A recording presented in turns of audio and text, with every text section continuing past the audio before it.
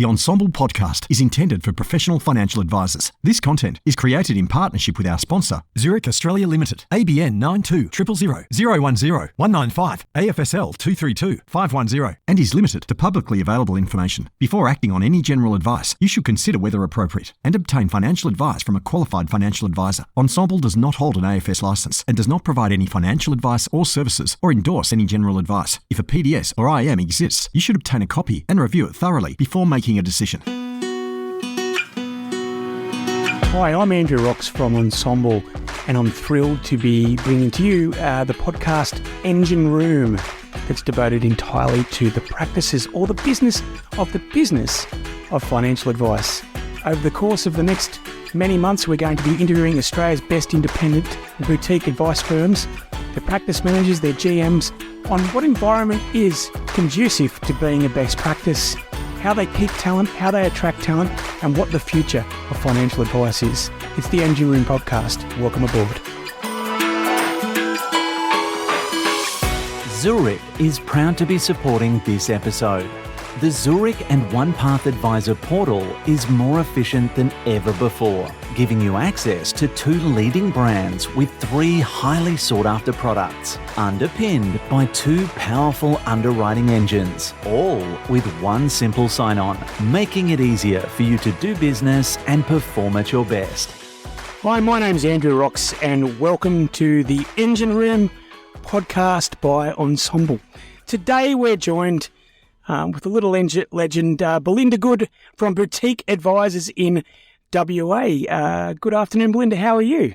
Hi, Rocksy. I'm great, thanks. Thanks so much for having me. Oh, you're welcome. You're welcome. And look, part of this is getting to meet practice and general managers, and actually lifting the lid on the industry, and really putting a bit of power behind the people who really drive financial planning. So I know that we've got a lot of people, eager to hear your story. So maybe just give us an idea of how you've got to be where you are, and then how you've managed to get to that position of general manager inside your advice practice. Over to you, Belinda.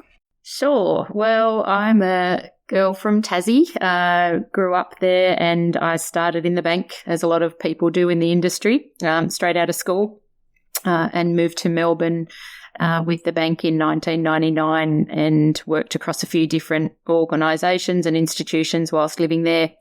In 2005, I moved back to Tassie and secured a job with the financial planning team back at Westpac, supporting 2 senior advisors. So mainly admin, but with a few MS-DOS life insurance quotes on the old system for the guys. Post that, I was headhunted for a paraplanning role by an ex-BT BDM, Tim Scott, and he moved back to Tassie to join with another guy and set up his own firm, Ford Scott, in Hobart. And that was my real learning and development into the industry. So paraplanner there, and then from there... And Belinda, what year was that that you were doing paraplanning? That would have been 2005, 2006, okay. About then. Yeah, cool. So quite a while ago now. And then I wanted to move back up to the Northwest Coast and managed to get a job with ANZ as an advisor, which was a great deal at the time, and looking after, based out of Burnie branch, but also looking after Wynyard and Smithton and the West Coast. So, came with the car and the laptop and the phone and all those things that they used to do back then. And then as a result of the GFC, I was one of the lucky ones who got a redundancy, and no compliance breaches on my record that they could find, and then made the move back to Melbourne, which is where I ended up working with Zest Advisors, which was with Todd Clifford and Aisha Poke. Very good. Operations assistant with them.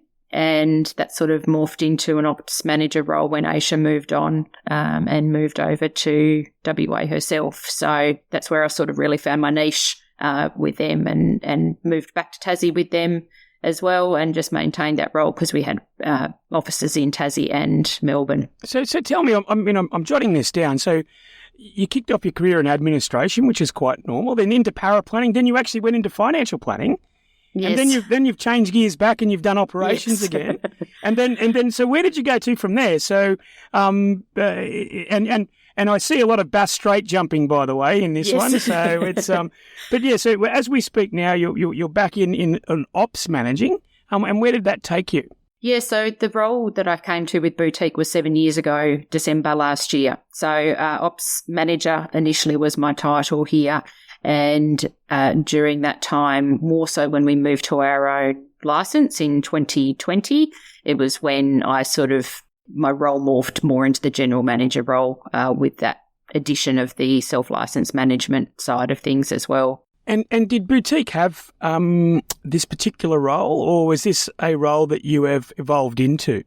The operations manager role was already existing, Yep. so I replaced someone who'd left the business, and then it was a matter of really nutting out what needed to be changed, refined, added to with the business to help it sort of grow and become more efficient, especially around the processes and procedures, which is sort of what I find I've got quite a strong point and experience with. And do you find because you have had experience as an advice giver, you've been at the coalface, do you find it more difficult, or do you quite often second guess yourself when you're trying to, I suppose, herd the cats that quite often can be the client-facing advisors who we all love and who are all listening?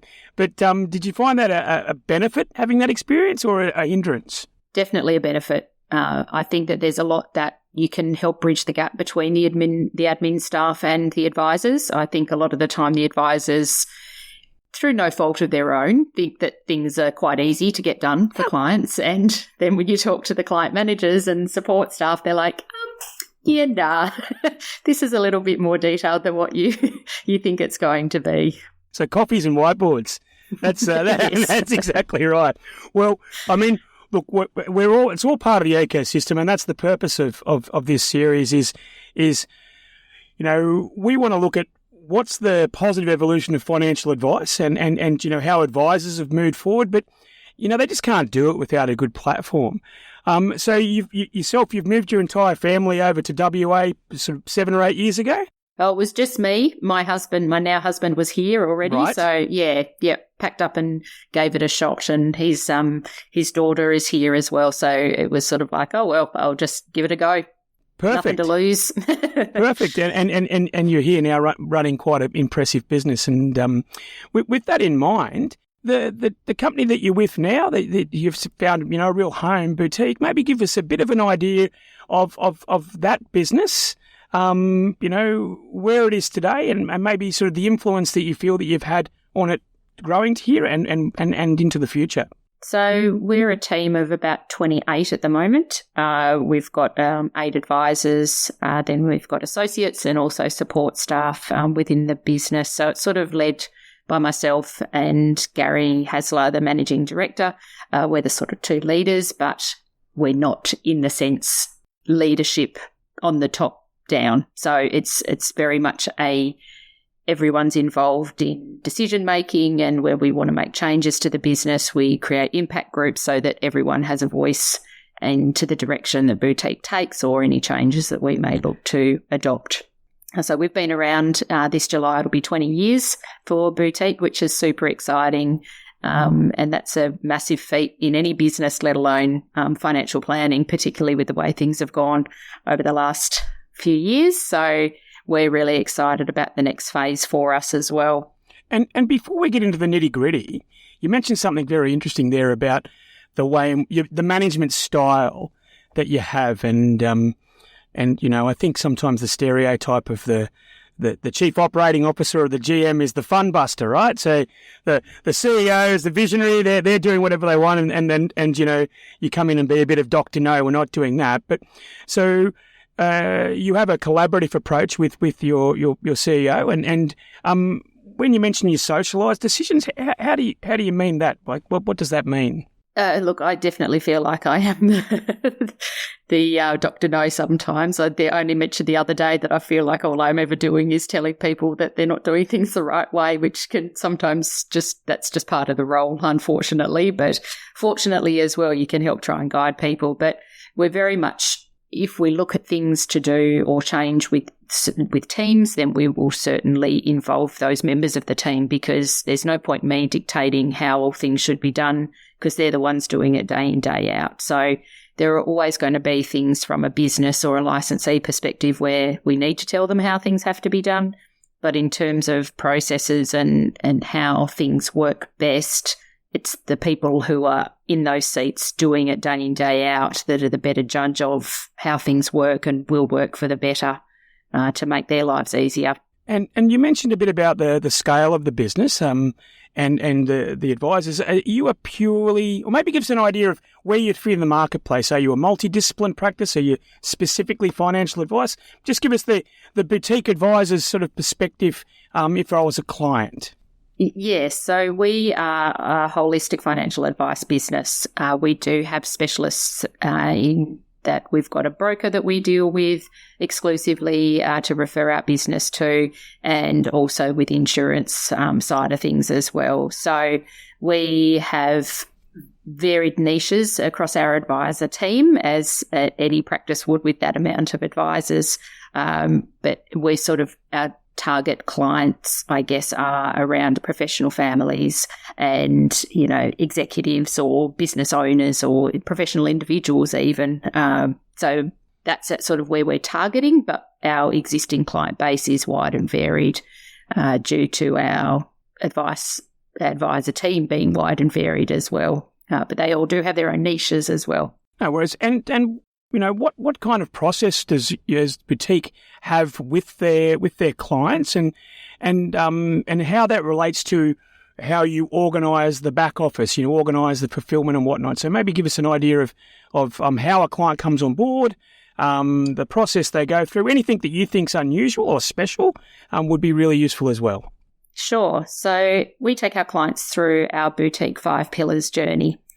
So we've built a really strong advice process around the goals, purpose and legacy needs for our clients.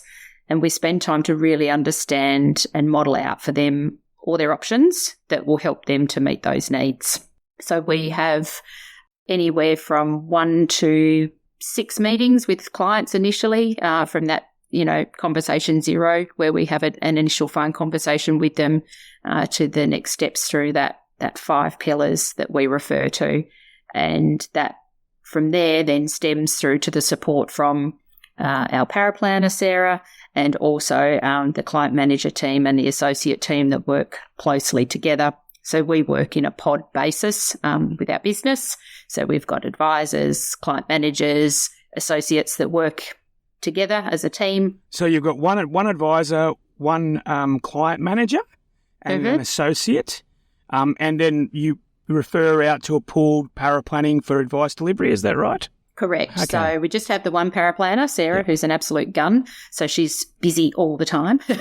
But yeah, so the 3 work together with the pod, but depending on client numbers, there may be some client managers split across 2 advisors, and same with the associates as well. But we always have an advisor and associate in every client meeting. And given the length of time this business has been around, 20 years, is the majority of the advice retaining existing clients? And if so, how many family groups does your advisors look after in that pod system? Depends.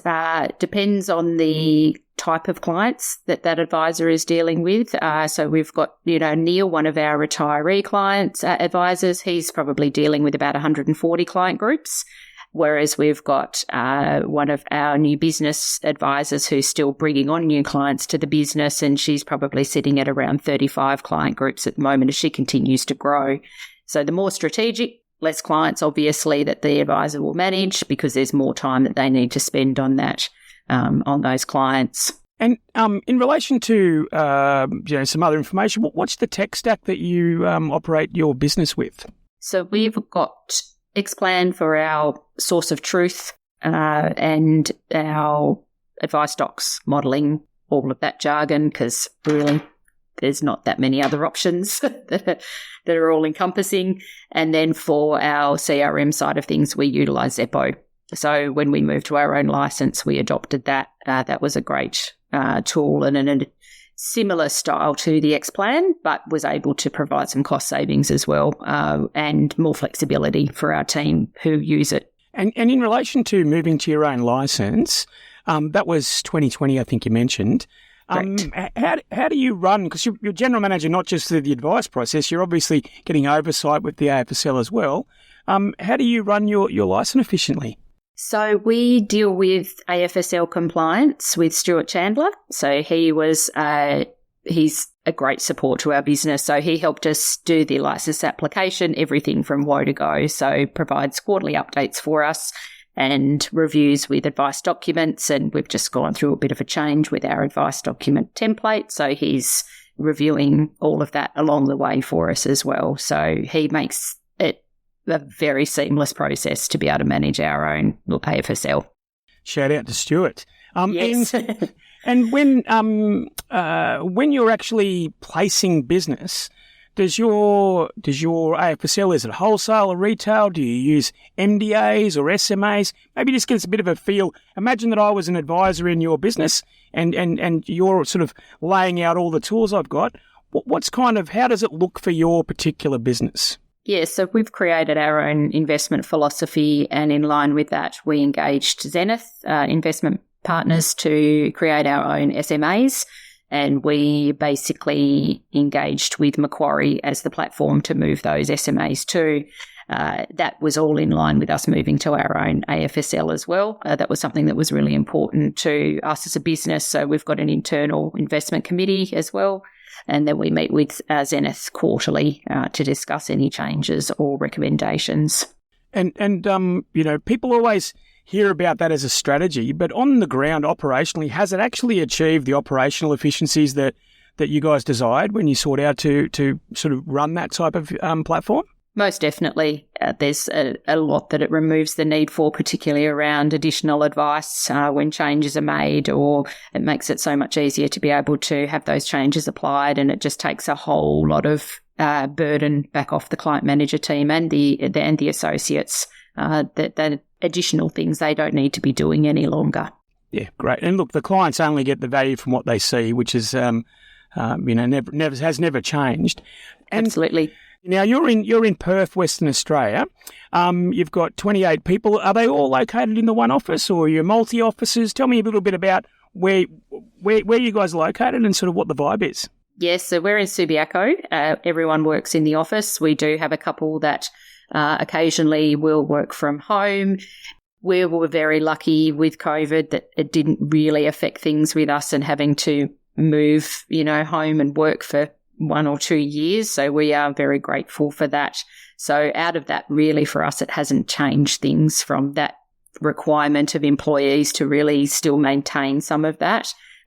In saying that, though, life admin happens and you can't always make things work for you during working hours. So that helps that we've got that flexibility that people can work from home if they need to, due to tradesmen or what have you that they need to be at home for during the day. So yes, in Subiaco, and we're also going to be expanding and doing a bit of an office refit as well. So we'll be having a bit more of a cooler space and a nice breakout area for our staff to be able to take time away from their desk for their lunch break and introduce a table tennis tournament every Friday afternoon. So, which will be a lot of fun. Perfect. I can feel a tech firm coming on, and a big shout out to all the Victorian and New South Wales people who had to be at home for the last 3 years.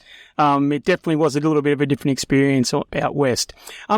Moving gears a little bit, thank you very much for giving us an overview of your business. It is an established business, and it's well done.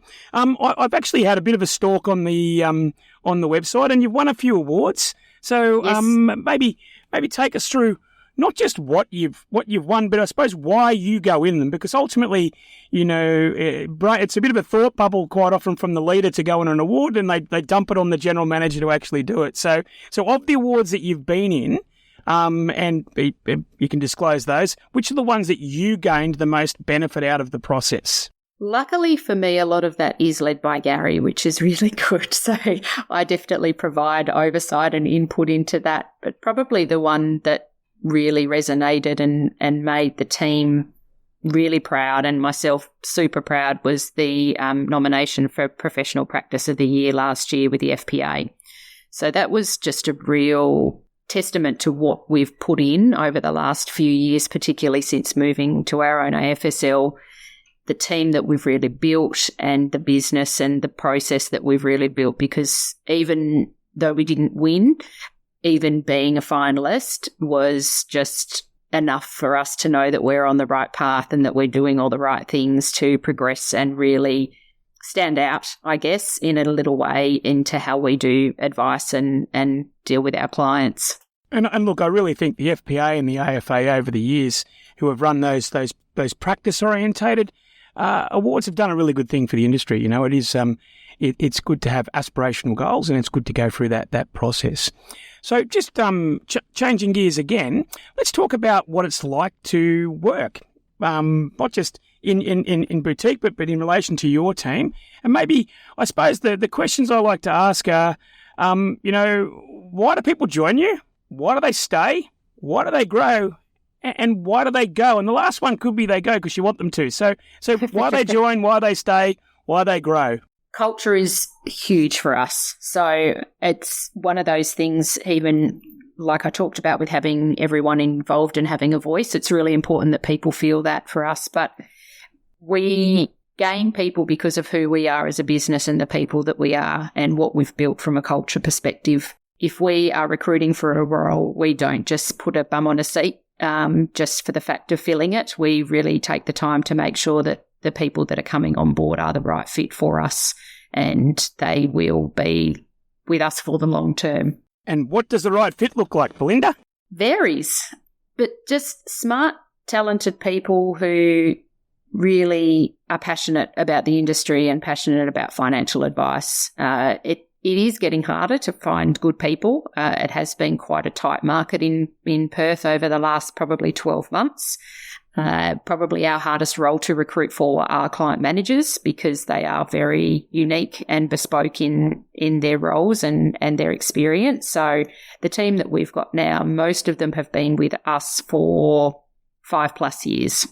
So they love their job, and the people, why people do stay and grow with us is because we give them opportunities to internally grow should they want to, and throughout a transition of if they wanted to move into a more of an advice-focused role. Most of our client managers are brilliant at what they do, and they're happy to stay doing that role. And you know what, because we all know what advisors do and how they get trained, their CPD points, and a lot of us know how paraplanners, what they do and what we can do to train them. But in relation to client managers, I think they're kind of, I think they're almost a blind spot in our industry. So there's no real forum for training them. They don't get invited along to paraplanning conferences. They don't get invited there.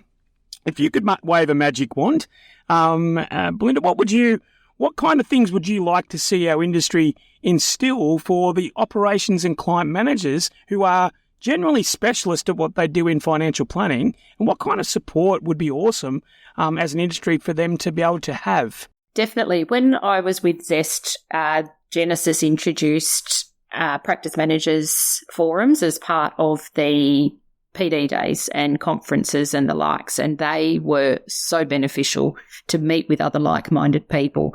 Recently, Simon Burke has actually kicked that off in WA because he deals with us all the time. So we've now got a practice managers forum for Perth-based PMs, GMs, ops managers, and next one I go to, I'll be taking one of my senior client managers with me.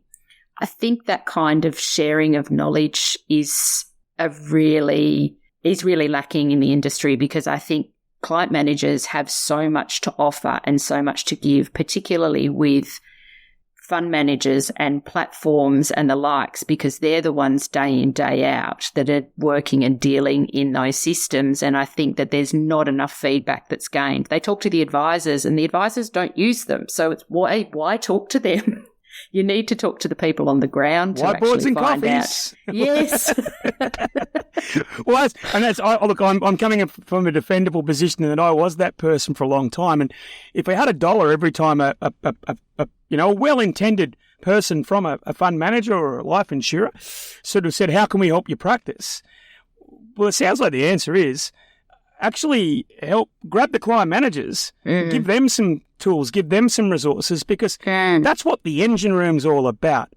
These days, the practices of the present that are achieving goals for clients, and how I preface that is that you have to be so efficient to be able to deliver a good quality advice at an affordable or actually even a palatable price to clients.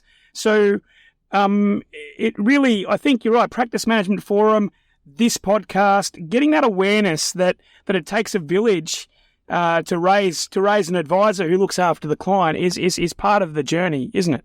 Oh, definitely. And now client managers are involved in the meetings with the clients towards the end. You know, they'll go into the SOA presentation meeting and they'll complete all the implementation with the client, and they'll also sit in on the comfort meeting that we have with our client to make sure that they've got all their online access set up and everything's all ready to go and kick off. But internally for us as well, it's around making sure that they've got that bit extra to do outside of their day-to-day job. So some of the things that, you know, I've pushed down, there was a lot I had to get off my plate to be able to help the business. So there's a couple that we've sort of promoted to senior client managers, and some of those tasks and duties I was doing, I've pushed down to them because they're smart, brilliant people. So it makes sense. And is there anything in our process of operations with our suppliers that just irritate you, that could just be done better? Not off the top of my head, but I know if you asked my team, they would definitely say that. The length of time it takes for insurance to get through. That's one of the gripes. And I think there's always ways to make things better and do things better, particularly when it comes to platforms and processing and forms and some of the restrictions that get pushed back on practices in terms of what they need and just being able to work with them. So Macquarie have been great with how we've dealt with them, and we've got our account manager who comes out and spends time with us and spends time with the client manager team because they're the ones dealing with it and working with it. So. Oh, that sounds awesome. And so with your recruitment process, you sort of insinuated that you outsource that. You've got a person or a go-to in relation to recruiting for your business? Yeah, so we predominantly deal with Simon Burke. But we also have a careers section on our website as well. So we've actually had a few people contact us directly from that as well, which also is linked into with our Evolution program. So that is a program that we've designed to be able to bring on new graduates to our practice as a result of them finishing uni. Curtin University in WA offers the financial planning degree standalone. So we had the end of 2021, we had Andrew Pope join us. He was our first cab off the rank with the Evolution program, and he joined us as a fresh new graduate out of uni. And now we actually have two guys who are live candidates going through the Evolution program with Boutique. This is something boutique specific, the Evolution program. Correct. So have you done something with Curtin University, or what's the affiliation, or it's just absolutely convenient that it's around the corner and ready to go? A bit of both. So as a result of Andrew coming on, we sort of looked at it and thought, well, how can we do this and continue to bring on people, maybe one or two graduates a year to help backfill. We've got some of our associates now who want to progress to an advisor role. So with that, we need to be able to bring people through, and what better way to bring them through and teach them the way we do business and our advice process. And now this year, I think Gary will be guest lecturing at one of the sessions at the uni, but also just sharing about boutique and what we do. So as I said, we've got two guys who've just started, so they sort of will spend time with each of the teams within the business because it's important that they understand how everything works within boutique. They don't just jump straight into an associate role. They'll spend time with the client manager team, really understand that role, what they do, and then transition into the associate role, learn that role, and then eventually they'll be aligned with an advisor. So you're mentioning a lot of organic growth of your advice network, or your advice team, sorry. Yes. Does boutique in the market for looking at maybe established advisors who might really enjoy advising their clients, but are maybe in an environment that's subscale or doesn't have the efficiency? Is that something that you guys are in the market for or have done? We have in the past, definitely, because the way that we look at things is that we are always open to talking to talented, smart people, no matter whether we've got a role available or not. A lot of the time, some of those discussions do take a little while to come to fruition anyway. So it's something that we have always sort of stood by and just said we never say no. So even with dealing with Simon, you know, he might just flick us across a resume and go, look, I know you're not actively looking, but I've come across this great candidate, great advisor, if you want to have a chat with them. So it's something that we are always open to, for sure.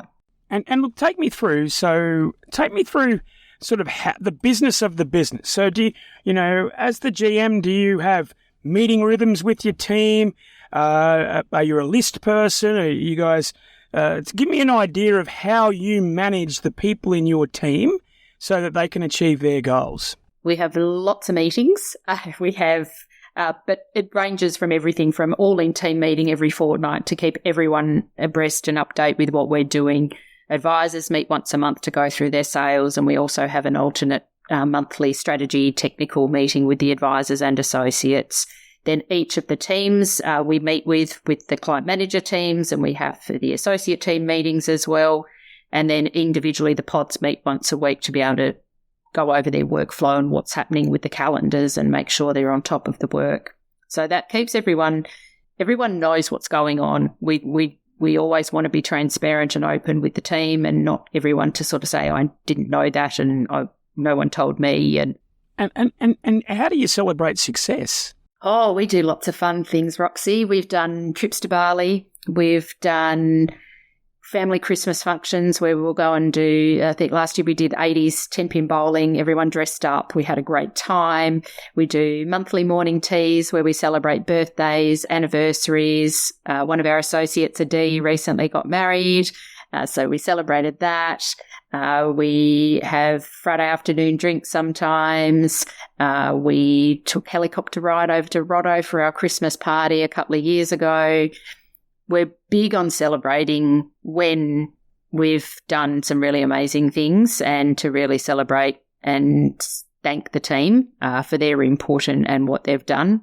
We don't sort of really do bonuses as such and things, but, you know, we'll maybe end of fin year or at Christmas time, we might, you know, surprise the team with some gift cards and things to just say thanks. And the other thing is, like, these days, working for someone's not just about getting an income. And I know that you guys are a certified great place to work. And part of that is also, you know, you mentioned you've got things like the Evolution program for young people, but, you know, what your purpose is, what your I suppose impact on the community, your giving. Maybe I have had a bit of a look there. You guys definitely are in that, but maybe just give us a bit of a feel of how you guys have structured, you know, your giving back. And how you've involved your team members in that, because I think it really matters. So we've this year created the Boutique Advisors Philanthropic Fund. So that has been that's run and managed by the Fremantle Foundation, which is a not-for-profit that Gary has been heavily involved with and was the chairman for a long time with them. And out of that, we've formed an impact group. So we meet every sort of couple of months, really, to go through what we want to, our giving theme for the quarter. So we have 4 giving themes with the philanthropic fund. So we've got community, financial literacy, health and wellbeing, and next gen. So we're just coming to the end of our financial literacy quarter, and there's a great company called Communicare that we will be, or an organisation that we will be looking to lend or give our quarterly donation to. But in line with that as well, we'll be looking to tee up some presentations for their staff. And also we're running some workshops for our existing clients, children, grandchildren, young people related to them, that our advisors can just run through some really basics. You know, we're targeting those kids who are just starting their first job or just coming out of school, and they need to know about what is super, how can I save my money, what do I do to save for a house, all of that, just something that we can give back and provide that to our existing clients as a nice value add. Well, look, absolutely. And the irony is lost on no one that it takes a philanthropic effort to teach basic literacy that should be taught in schools. So this is not the podcast for that, but there's plenty of there. But if anyone's listening, yet again, another example of where preventative sort of teaching of financial literacy at schools would be a good thing. And you've got 28 people in your team. Do you find that this sort of brings them together? Because is it a democratized choice of where you guys focus your energies and fundraising, or is it sort of, are they part of a development team there? Yeah, so the impact group that we created within the business has got representatives from each of the, we've got a couple of advisors, associates and client managers who are part of that, and together we make the decisions on, everyone will come with suggestions and we put it out to the team as well. And part of our monthly morning tea is that everyone donates at least $5 to come along, and that money goes into the fund as well. So everyone's contributing. And in line with that too, our team have also got 2 volunteer days a year that they can avail of should they wish. So be it something through the philanthropic fund or a cause that's specifically, close to their heart, they can do that as well. So that was very well received when we introduced that. A lot of the team came back and just said, such a fantastic idea and really appreciate it.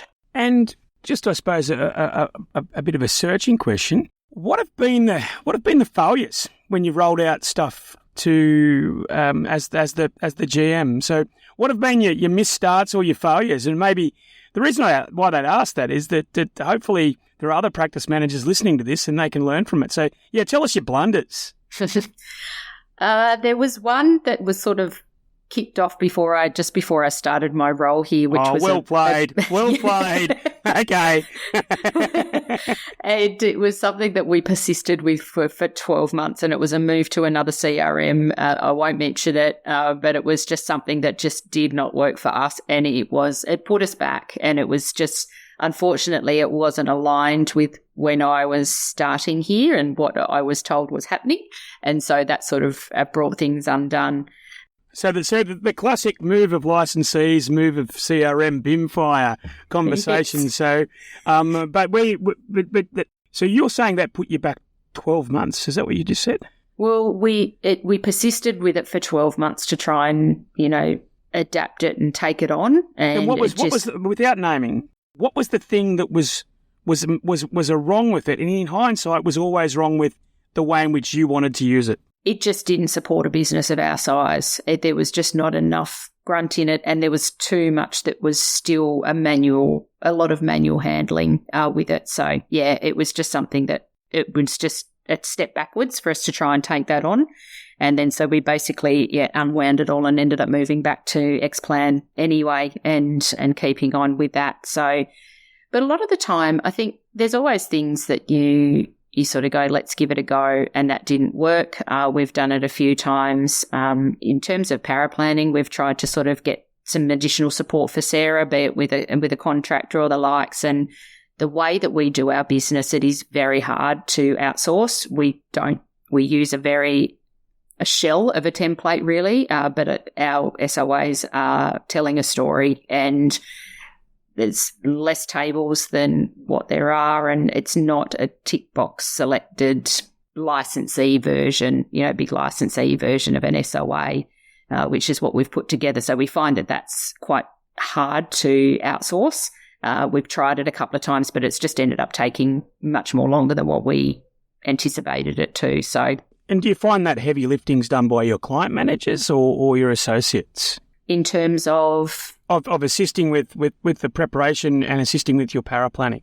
Then Sarah just basically does them all herself, so she just takes it all back on board. So we do email ROAs, so where our associates are they take care of those. But in terms of our written ROAs and our statements of advice, they're all dealt with by Sarah. So I'm not sure when this podcast is going to launch, but Sarah, just a shout out there, I'd be booking my annual review with your boss for the next day. So if we were playing a Sarah drinking game, we probably would have had quite a few. So no, shout out to Sarah and to all the other paraplanners out there who are complementing those advice practices. So if I was to ask, sum up your culture or the culture in your office, and you are all in the office, in a couple of words, what would you say? Supportive, open, and fun.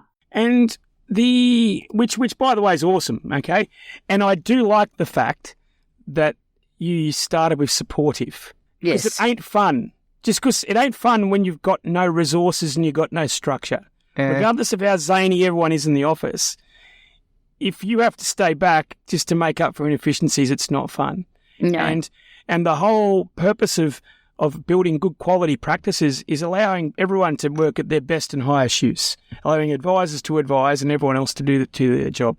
Now, on that, how do you judge if your team are doing a good job? Do you have like 360 reviews? Do you have job descriptions? You know, if you're running the shop, Belinda, how do you know if your people are doing the right thing, and what does success look like? So from a workflow perspective, I monitor everything via Xeppo and workflow and what we've got going on, and we've also managed all of our leads and our sales through there as well, so we can see how long things have been sitting there. So the idea of the pods is that things don't sit there too long and that they have those meetings each week to make sure things are on track. And from a review side of things, we catch up and do face-to-face reviews formally every 12 months for the annual, which includes the salary review as well. And then every 6 months after that, usually before Christmas, we'll just catch up for an informal and see where people are heading. As I said, we've got that path, pre-2019, we didn't have associates in the business. So there is now a real clear path if people do want to progress. So earlier this year, late last year, we had one of our client managers who moved from a client manager role into an associate role, which is great. As I said, there's the majority left of our client managers are happy to remain in that client manager role. They really enjoy that. They don't have any desires to become associates or advisors. And same with our associates as well. Even with the evolution program, the idea of bringing on the graduates isn't necessarily for them to want to be an advisor one day. They may get into the associate role and just go, I just love this. I don't want to actually be face-to-face with the clients advising, but I'm happy to be there in a support role, because you still need really solid, great associates as well who are content to remain in that role, because we can't support people progressing through all the time, because otherwise you'd have 50 advisors and no support staff. Well, you've got to find the clients and you've got to figure out if you can do something for them. So yes. What would you say the big difference is? So when I was chatting to you about your personal journey, and I think you started in the mid-noughties, yes. roughly.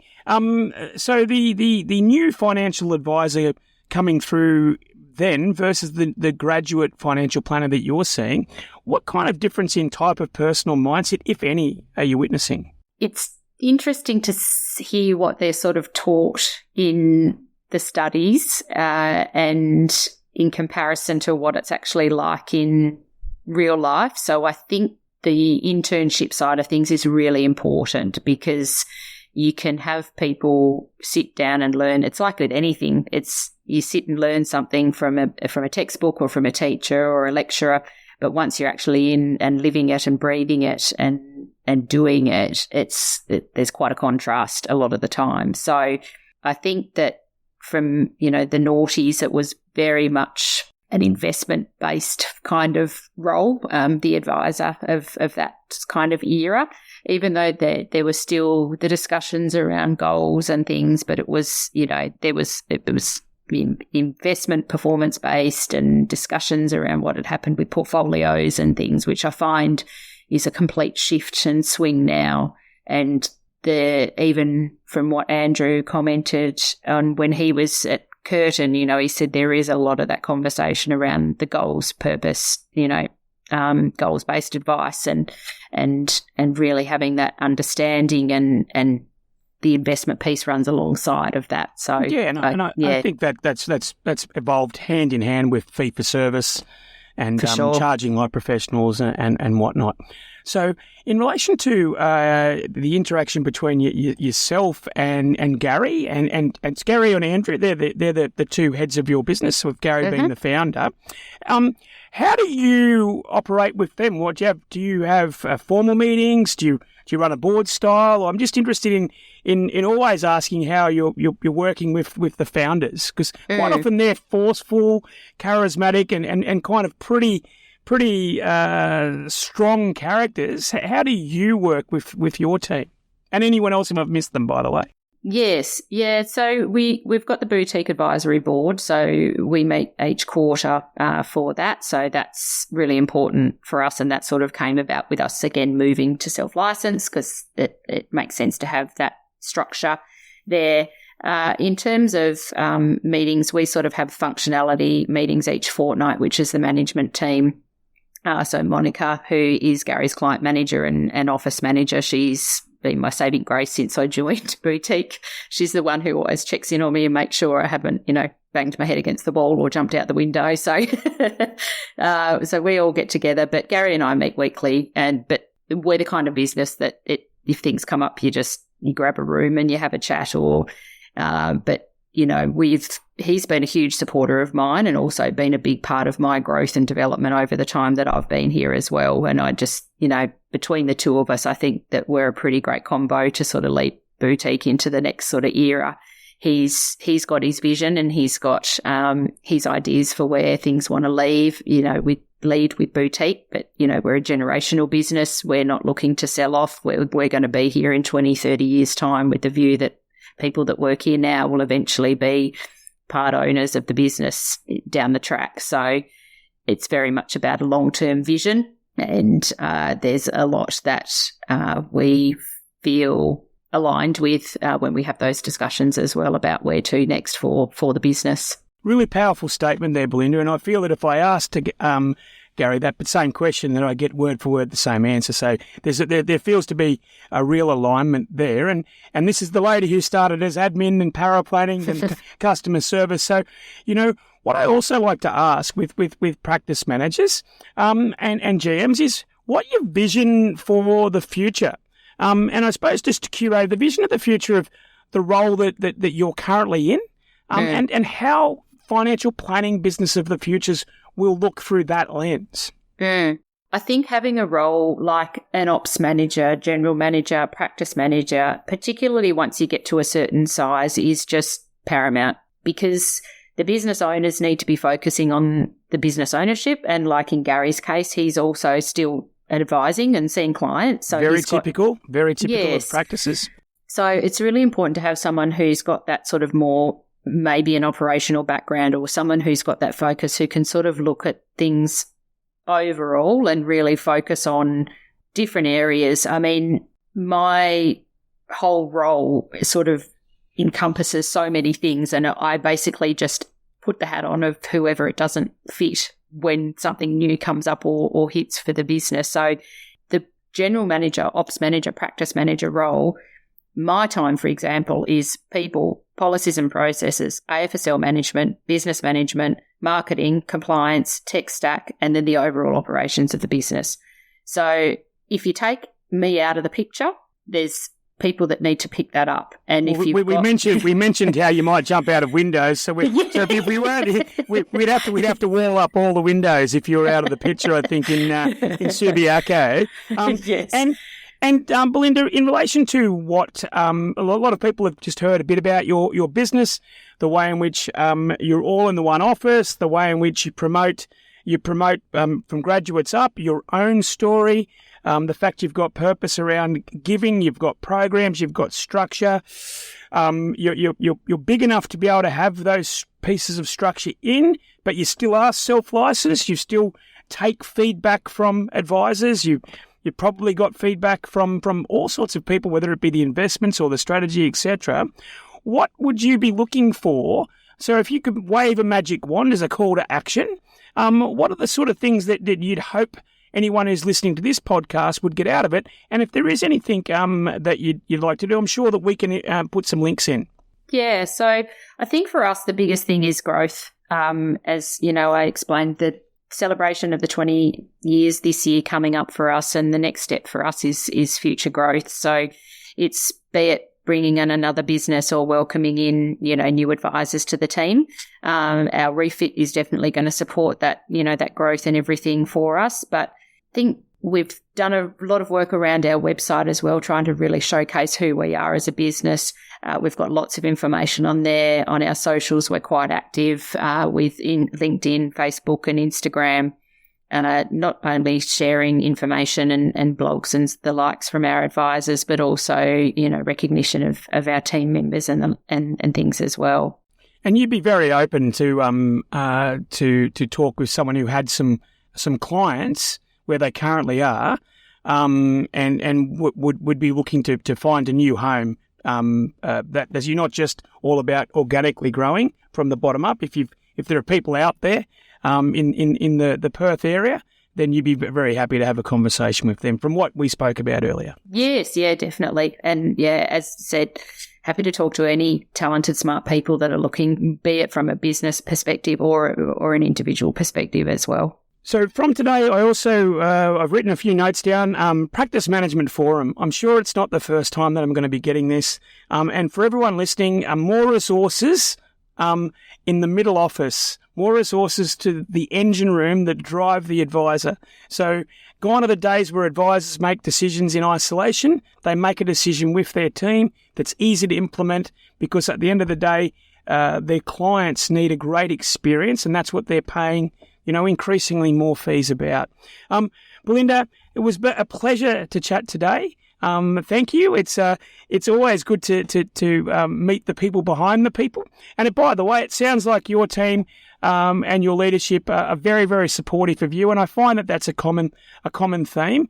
And I'm really happy to highlight the role of yourself and the role of Boutique. And with that in mind, welcome and thank you for being part of the Engine Room. Thanks, Rocksy. Really appreciate it. And I look forward to listening to the rest of the people that you've got lined up. I think it's going to be beneficial to all of us. Thank you very much. Should be a cracker. Have a great one. Bye. Thanks.